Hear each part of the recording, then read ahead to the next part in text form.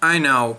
I didn't do a room tour yet. I'm moving things around in here, and I'm going to be hanging some more stuff up, so it's going to look a lot better in here.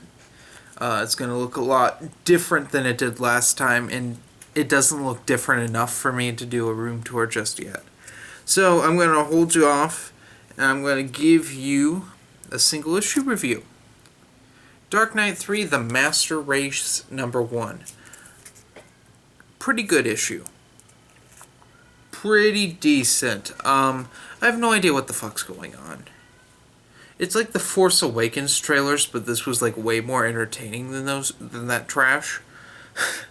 So in this, and I'm going to get spoiler heavy because I'm also going to talk about the one-off Atom issue that is attached in this. Essentially, where we left off in after Dark Knight Strikes Again, Carrie Kelly was horribly cut up and beaten up by Dick Grayson. Batman stopped him, killed Dick Grayson, who was some sort of Clayface monster. The superheroes overthrew Lex Luthor and Brainiac's weird regime thing with the fake president. A lot of things.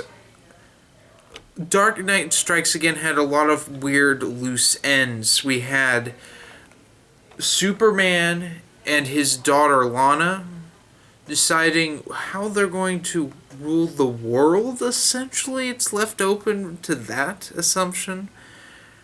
Wonder Woman and Shazam might have. Shazam for sure is dead. Wonder Woman might have been dead, but we find out she isn't dead.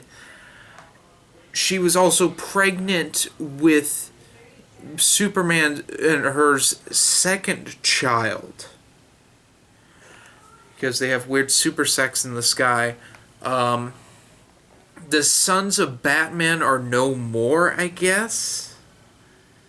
Essentially, Bruce and Carrie lose everything in the end of Dark Knight Strikes Again. It's back to just the two of them. They even lose the Batcave. Again. I mean, you lost Wayne Manor in the first one, and now you lost the Batcave. So it's been yet another several years have gone by, at least 3. Batman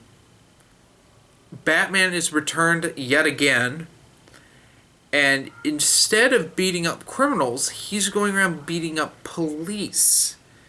So the police get together and they gang up on Batman, beat the crap out of him. But then the tide turns, Batman beats the crap out of them, and then Commissioner Yindel, or Jindal, I think it's Yindel. Yeah, it's Yindel.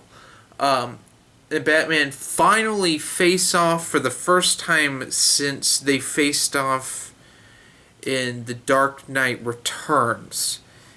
And Batman is unmasked, and spoilers, you don't want to watch the rest of this review. It's Carrie Kelly, and Bruce is dead. That's Batman's story in this $5.99 issue.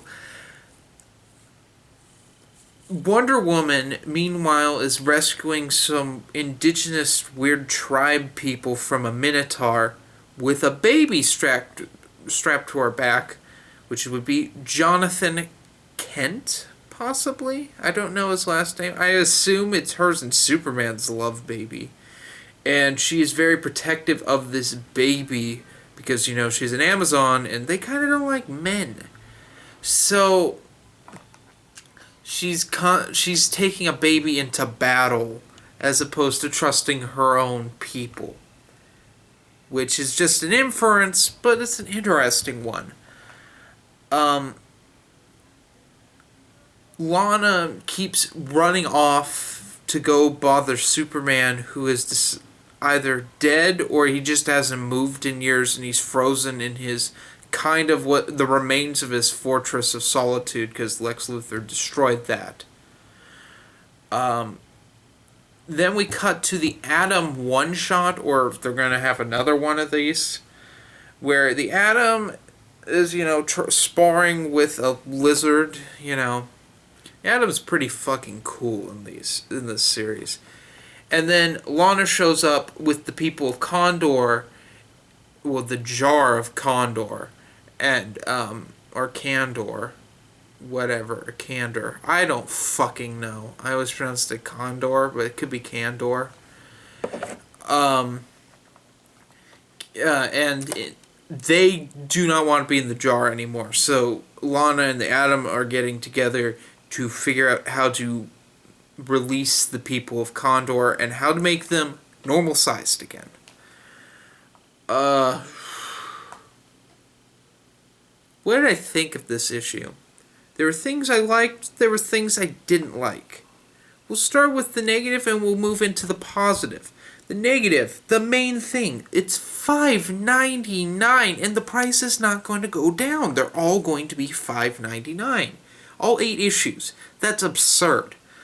I get that inflation has to take place in these books, and I know that the original issues for the previous 2 miniseries were expensive, but they were bigger than this. This isn't that big. I mean, you're getting 2 comics for $5.99 if you count the little square. It was a little... Dark Knight Strikes Again is not as bad as people say it is. The art is atrocious, and that's what a lot of people dog it on. But it's not that bad of a story until the end. But this is now starting off a lot like how Dark Knight Strikes Again started off with blah blah blah, this happened, but we're not going to tell you about it, sort of thing. And that was basically the negative. The positive. The art is a huge, huge step up in this series.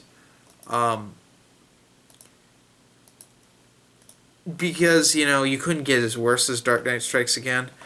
But the Master Race has good art. Probably the best art this trilogy has ever had.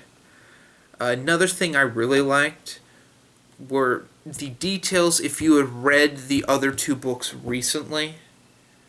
I mean, there are things like Commissioner Yindel is still the police commissioner.